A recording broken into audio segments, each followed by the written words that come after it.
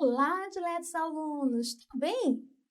Aqui para trazer para vocês novidade na parte de licitações. Sim, professora, a aula de licitações está desatualizada de forma alguma.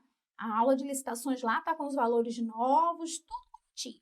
O que aconteceu foi com a modalidade pregão, que a lei que regulamentava o pregão no âmbito federal, que era o decreto 5.450 de 2005, ele foi substituído pelo decreto 10.024 de 2019. É claro que se você pegar os últimos exames da ordem, pregão eletrônico nunca foi uma matéria muito explorada. Ele sempre explorava aqueles detalhes mínimos, como o conceito, como a característica de ser mais célere, o seu objeto, se é obrigatória ou se é preferencial.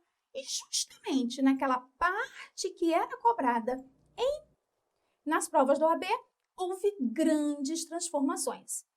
Eu sei que o exame da ordem não é um concurso, mas eu não posso esquecer que, como eu sou professora para concurso também, magistratura, Ministério Público, o que acontece para a área policial também? O que acontece? Eu tenho visto nos editais, os poucos editais, né, que saíram após a edição da lei, 4 editais, se eu não me engano, estabelecendo licitações e citando expressamente o novo decreto 10.024 de 2019.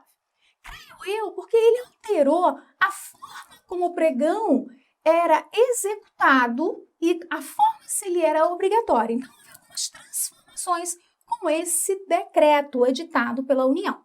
Então, por essa razão, a gente vai ter uma aula de pregão e pregão eletrônico. Lembrando que lá na aula de licitações eu falei um pouquinho de pregão. Então, aqui vai ser um pouquinho mais amplo, né? Vai ter um pouco mais de detalhes, certo? Então, vamos lá? Só para vocês verem aqui rapidinho, pregão é regido pela lei 10.000, e a professora esqueceu de colocar a canetinha, mas vocês já estão acostumados, né? Que a professora esquece e bota na hora.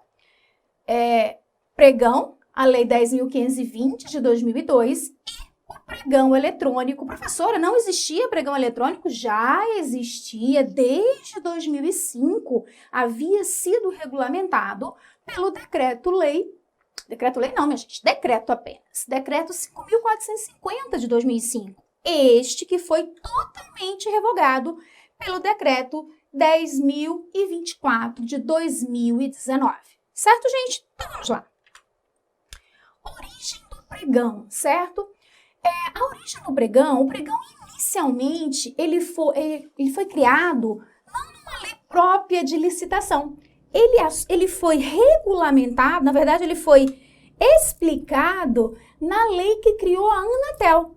Exatamente isso. Quando eu dei aula lá para vocês da organização da administração pública, que a gente falou das agências reguladoras, que são autarquias de regime, pode virar aqui para mim, que são autarquias de regime especial, que foram criadas para fiscalizar, controlar e regulamentar serviços públicos que haviam sido transferidos para a iniciativa privada. Então, essa lei que criou a primeira agência reguladora, a lei 9.000, pode passar para a tela, 9.472 de 1997, ela estabeleceu que a Anatel, por ter natureza autárquica, ela seria obrigada a licitar. Mas ela licitaria através de outras 2 novas formas de licitação, consulta e pregão. E aí, lá no artigo 56, ele estabeleceu a disputa pelo fornecimento de bens e serviços comuns, ou seja, foi aí que surgiu o objeto do pregão, fornecimento de bens e serviços comuns. Poderá ser feita em licitação na modalidade pregão, restrita aos previamente cadastrados que serão chamados a formular lances em sessão pública. Ou seja, outra novidade, lances orais. Então, essa licitação, esse procedimento licitatório que a Anatel criou, ele era um pouco mais rápido, ele era um pouco mais célere. Tão célere, tão mais rápido, que a União começou a ficar com inveja da sua agência reguladora, que conseguia licitar mais rápido do que ela. Então, a União, com o intuito de regulamentar a condução desta modalidade, que foi criada para ser mais célere, mais econômica e principalmente na aquisição de bens e serviços comuns, resolveu editar uma medida provisória, a medida provisória 2026 de 2000. Essa medida provisória, que foi reeditada, preste atenção, 17 vezes. É claro que naquela época era possível, tá, gente? Eu nunca vi uma medida provisória mais reeditada do que a medida provisória que criou o pregão. Não estou falando nem do pregão eletrônico, estou falando do pregão, da modalidade pregão. Então, após várias alterações, ela foi reeditada, outra alteração, finalmente, em 2000, levou 2 anos para que essa medida provisória original, a 2026 de 2000, fosse convertida na nossa 10.520 de 2002. A Lei 10.520, ela veio de forma bem sucinta e ela estabelece que a licitação, o pregão, é a modalidade de licitação que visa a aquisição de bens e serviços comuns, cuja fase de julgamento e classificação das propostas antecede a fase de habilitação, independentemente do valor estimado para aquele contrato na fase interna. Então, perceberam que ele deixou o pregão um pouco mais livre do que o artigo 56 originário que criou esta modalidade. E é claro que, por ser uma lei federal, né, e a gente sabe que trata-se de uma competência, aí vamos para os fundamentos normativos, é competência da União privativa, artigo 37, é competência da União privativa, não é o artigo 37 não, é o artigo 22, quase não sai 2 aqui, 22, inciso 27, certo? Esse artigo aqui é que fala do dever de licitar. Então, a competência, professora que letra horrível, vamos ver se eu melhoro. Então, artigo 22, inciso 27 da Constituição Federal. Estabelece que a competência privativa da União estabelecer normas gerais de licitação. E o artigo 37, inciso 21, diz assim, salvo disposições estabelecidas em lei, toda aquisição, obras e serviços realizados pela administração pública serão precedidos de licitação, ficando o contratado vinculado à proposta oferecida. Então, percebam que licitar é uma obrigação, salvo aquelas situações em que a própria lei permite a não realização da licitação. E a gente fala que quando a gente não faz licitação, mas assina um contrato, é a famosa contratação direta. Então, utilizando a sua competência privativa para estabelecer normas gerais de licitação, a União editou a Lei 8666/93, que está toda dessecada, toda explicadinha aí no vídeo, no nosso módulo aí, para vocês analisarem. Ou seja, analisarem não, revisarem e estudarem de novo, ok? Essa é a norma geral de licitações, que ainda é relevante porque a Lei Geral do Pregão, que também é de âmbito geral e, portanto, a partir de 2002, com o advento da Lei 10.520 de 2002, toda a administração pública pertencente aos 3 poderes, da União, dos Estados, do Distrito Federal e dos municípios, passaram a ser obrigados a utilizar a modalidade pregão. Utilizar a modalidade pregão para quê? Para a aquisição de bens e serviços comuns. Aí eu vou contar uma historinha para vocês. A administração pública federal, que começou a aplicar o pregão, ela não sabia muito bem, dentro da administração pública, os gestores de compra, os presidentes de comissão de licitação, que foram substituídos pela figura do pregoeiro, ficaram assim meio, como eu classifico um bem ou um serviço comum? Já que lá no artigo 56, que tratava de licitações da Anatel, ele não explicava. Então, a medida provisória, ela também, na primeira medida provisória, a 2026, ela também não explicava tecnicamente o que seria bens e serviços classificados como comuns. Então, houve, para facilitar a aplicação dessa medida provisória no âmbito federal, foi editado um decreto, o decreto 3.555. de 2000. Professora, se a lei é de 2002, o decreto é de 2000? Não esqueçam que a licitação ela foi regulamentada inicialmente por uma medida provisória de 2000. Então, essa medida provisória que não continha um conceito de que seria bens e serviços comuns, foi editada e no seu anexo 2 estabeleceu um rol de serviços que naquele momento a administração classificou como bens e serviços comuns. Então, fornecimento de revista, de periódicos, aquisição de cadeiras, móveis, serviço de limpeza, tá? Limpeza de cadeiras, né? Lavagem de cadeiras e mesas, é considerado um serviço comum. Então, ele apresentava para a gente um rol de bens e serviços que eram classificados como comum. Só que existem outros bens e outros serviços semelhantes àqueles que estavam na lista, mas que a administração ficava na dúvida. E aí, esse rol do anexo 2 é um rol taxativo ou é exemplificativo?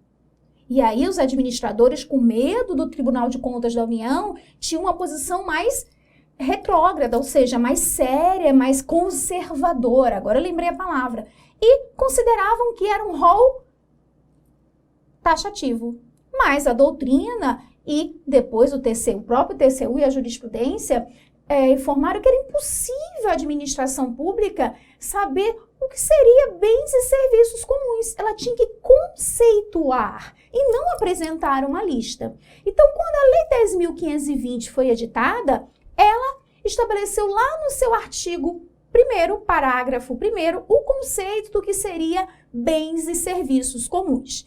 E com a publicação do decreto da Lei 10.520 de 2002, houve a extinção daquele decreto 3.555. Por isso que eu nem coloquei ele aqui nos fundamentos normativos, porque ele já foi revogado. Então, quem estabelece normas gerais de pregão é a Lei 10.520 de 2002. Essa lei é uma lei pequena, ela tem 11 artigos e ela estabelece de forma bem clara. Nas suas omissões, aplica-se subsidiariamente as regras da Lei 8.666, que é uma norma geral de licitações e contratos administrativos.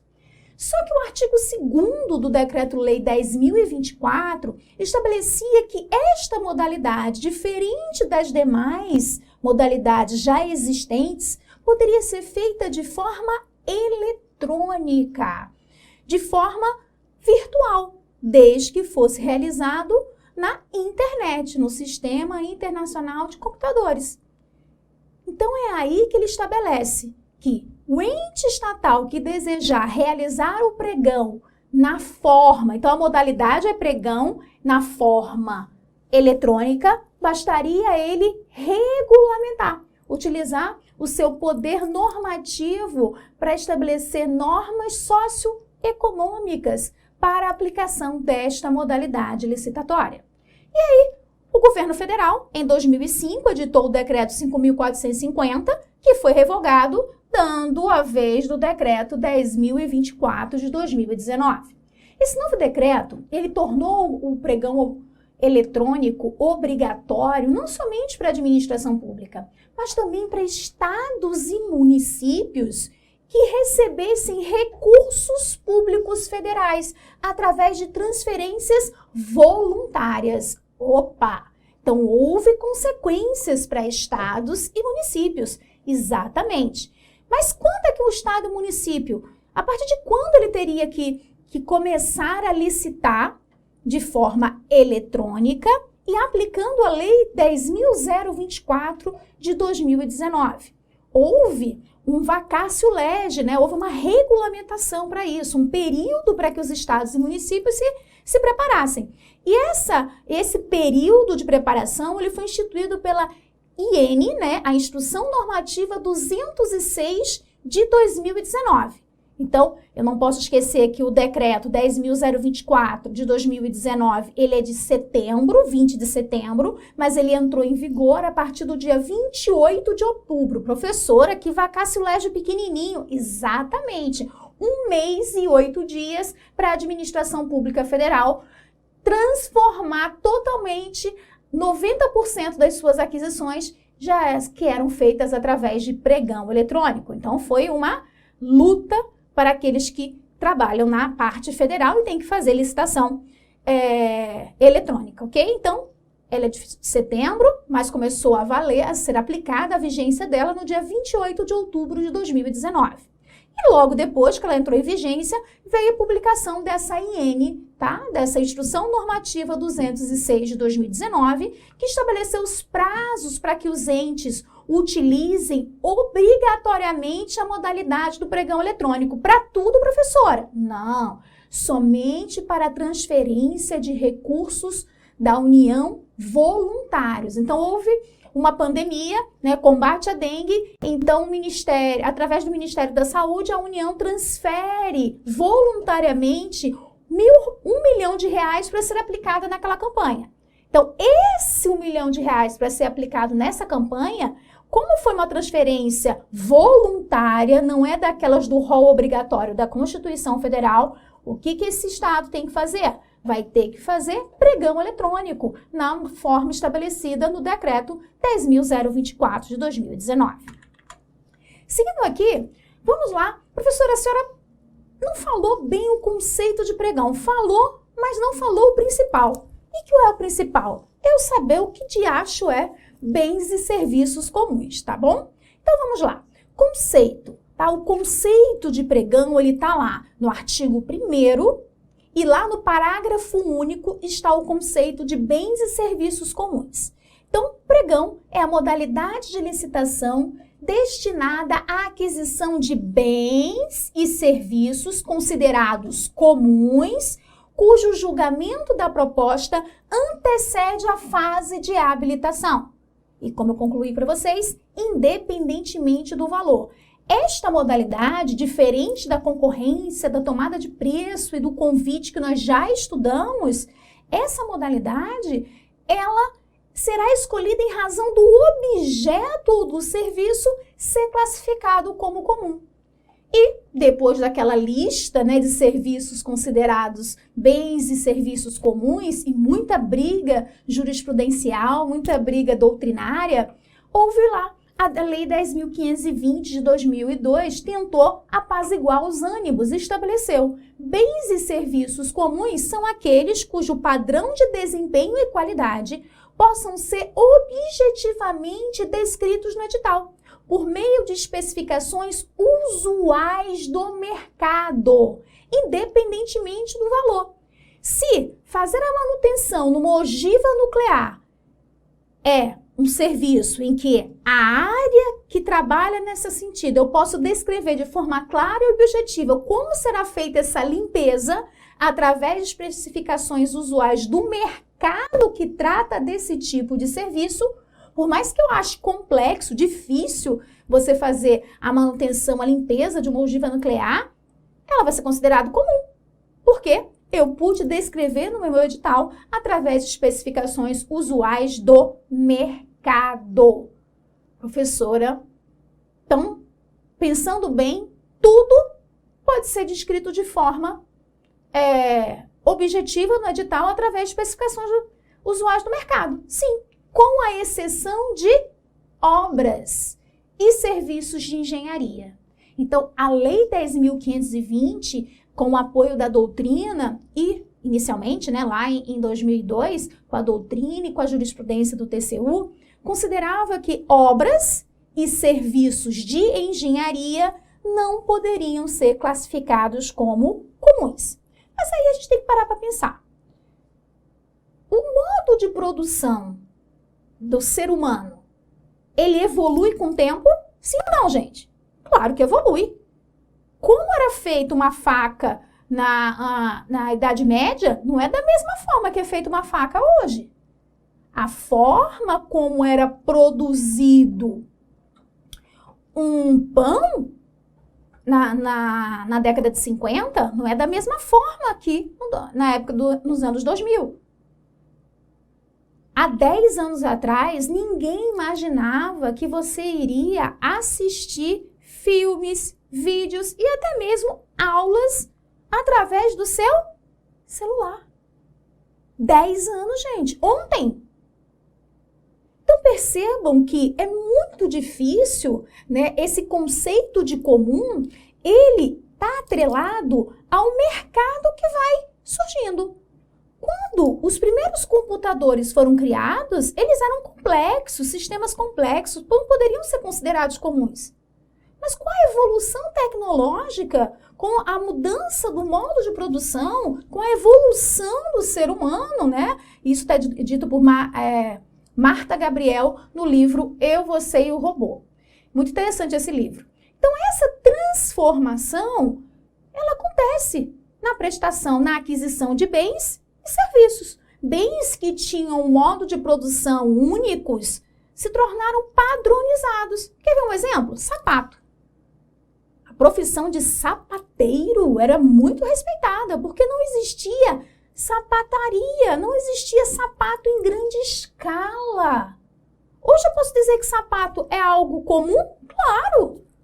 Produção, os métodos produtivos são comuns, são padronizados. E eu posso descrever um sapato, uma bota como EPI de segurança através de especificações usuais do mercado que vende aquele tipo de EPI. Ok, gente? Então, percebam que desde o momento, a Lei 10.520 de 2002, ela colocou um conceito abstrato de comum e a doutrina e a jurisprudência começavam a discutir se esse conceito abstrato poderia ser ampliado. E é claro que com o passar do tempo, o TCU percebeu que com a evolução do mercado, então para classificar um bem como serviço comum, não é uma obra divina do administrador, e sim em razão do mercado que oferece aquele bem ou aquele serviço. Se o mercado tornou a produção daquele bem de forma padronizada e eu posso descrever de forma objetiva através de especificações usuais do mercado, eu vou utilizar um pregão para adquirir aquele produto, aquele bem. Tranquilo nesse aspecto? E aí eu trouxe para vocês, para não fugir dos mapas mentais, né? O pregão presencial, regulamentado na Lei 10.520 de 2002, vocês ouviram isso na aula passada. Quer acertar todas as questões de pregão presencial, né, de pregão na sua prova, basta você ler do artigo 1º ao artigo 4º da Lei 10.520 de 2002. Tudo no pregão acontece entre o 1º e o 4º artigo. O primeiro fala do seu conceito, o segundo fala que ele pode ser feito através de forma presencial e de forma eletrônica. O terceiro artigo fala da fase interna do pregão, a fase preparatória até a elaboração do edital e do aviso de licitação. E o artigo 4º começa a falar da fase externa da licitação. Então, percebam que é nesse sentido que a gente consegue, tá, enxergar o pregão. Então, como aquela dica continua sendo, o que é um pregão? Pregão, modalidade licitatória, cujas normas gerais são estabelecidas pela União e ela é uma modalidade obrigatória para toda a administração pública. União, Estado, Distrito Federal e municípios dos 3 poderes, tá bom? Para aquisição de bens e serviços comuns, independentemente do valor estimado do contrato. Já o artigo 2º diz lá, o pregão pode ser realizado de maneira presencial, e como ele é realizado de maneira presencial, está lá no artigo 4º da Lei 10.520, então é a Lei 10.520 que regulamenta lá no artigo 4º, é quase impossível entender a minha letra, artigo 4º, vocês pausam e voltam, artigo 4º da Lei 10.520 de 2002. Ou pode ser realizada de maneira eletrônica, cabendo cada ente federativo regulamentar como ele será feito de forma eletrônica. Lembrando que, na maioria das provas, eles sempre focam na legislação federal. As provas da OAB, tá certo, gente? Sempre a legislação federal. Tanto que o regime jurídico é a 8.112 e as licitações, as normas gerais, 8.666 e o pregão 10.520 junto com a 10.024 de 2000. 2000 não, de 2019. Corrija aí. Bom, 10.024 de 2019. Fases do pregão. Então, quais são as fases do pregão? Eu disse para vocês que a lei do pregão, ela vai dividir o pregão, né, na fase interna e na fase externa, tá? A fase interna, ela pode ser chamada de preparatória. Tá lá no artigo 3º da lei 10.520, que também está previsto lá também na lei do pregão eletrônico, mas sem muitas alterações. É a partir da publicação do aviso do edital que, de acordo com o pregão, tinha que ser numa jornal de grande circulação, diário oficial e no site do órgão que ia realizar a licitação. Então, a outra novidade que a lei do pregão trouxe, independentemente do pregão ser eletrônico ou presencial, esse aviso tinha que ser publicado em 3 meios: Diário Oficial da União, Jornal de Grande Circulação e no sítio eletrônico do órgão que iria realizar a licitação. E depois da publicação, vinha a fase de julgamento e classificação das propostas, a habilitação e a adjudicação, todas elas regulamentadas no artigo 4º e seus incisos da Lei 10.520 de 2002. O que é que o pregão trouxe de diferente? O pregão excluiu a equipe, aquela comissão de licitação que era formada por no mínimo 3 membros, e instituiu uma pessoa responsável por várias fases, o pregoeiro. Ah, professora, mas eu já li a Lei 10.520, ele fala de uma equipe de apoio. Eu sempre brinco, né? Eu trabalho com licitações e contrato e eu falo para minha equipe que é a equipe de apoio moral, porque tudo vai ser assinado pelo pregoeiro. É claro que a equipe pode apoiá-lo, orientá-lo, mas a responsabilidade por todas as decisões é dele. Quem vai abrir o envelope ou acessar o valor, se for um pregão eletrônico, é o pregoeiro.